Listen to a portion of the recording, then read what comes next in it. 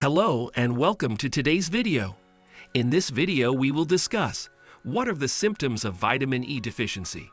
Let's get started. Vitamin E is a fat-soluble vitamin with antioxidant qualities that helps keep your immune system strong.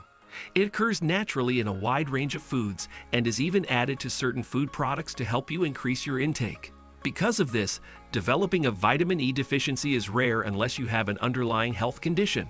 High doses of vitamin E can increase a risk of bleeding. Here are the symptoms of vitamin E deficiency. Muscle weakness.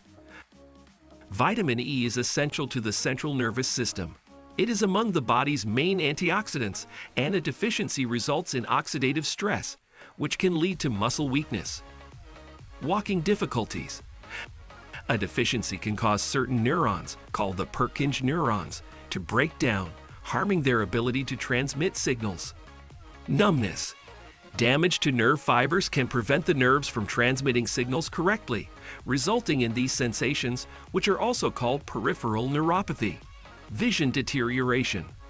A vitamin E deficiency can weaken light receptors in the retina and other cells in the eye. This can lead to loss of vision over time. Muscle weakness and difficulties with coordination are neurological symptoms that indicate damage to the central and peripheral nervous systems. The peripheral system is the network of nerves located beyond the brain and spinal cord. These neurons pass messages throughout the body. The central nervous system communicates between the brain and the spinal cord. The sheaths of neurons are mostly composed of fats.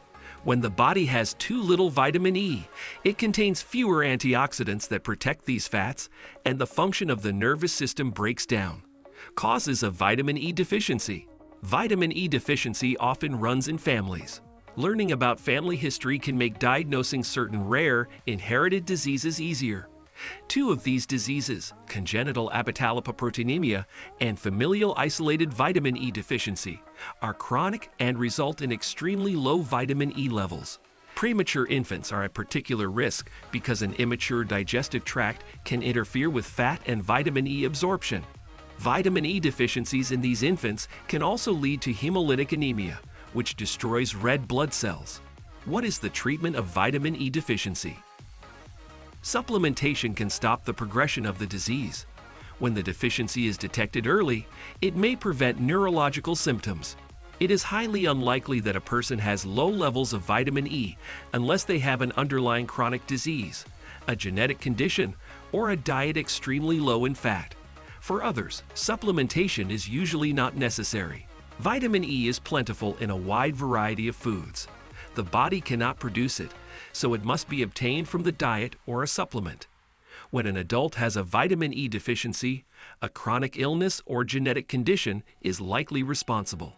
A person should seek treatment from a specialist and a qualified dietitian who has experience with the illness.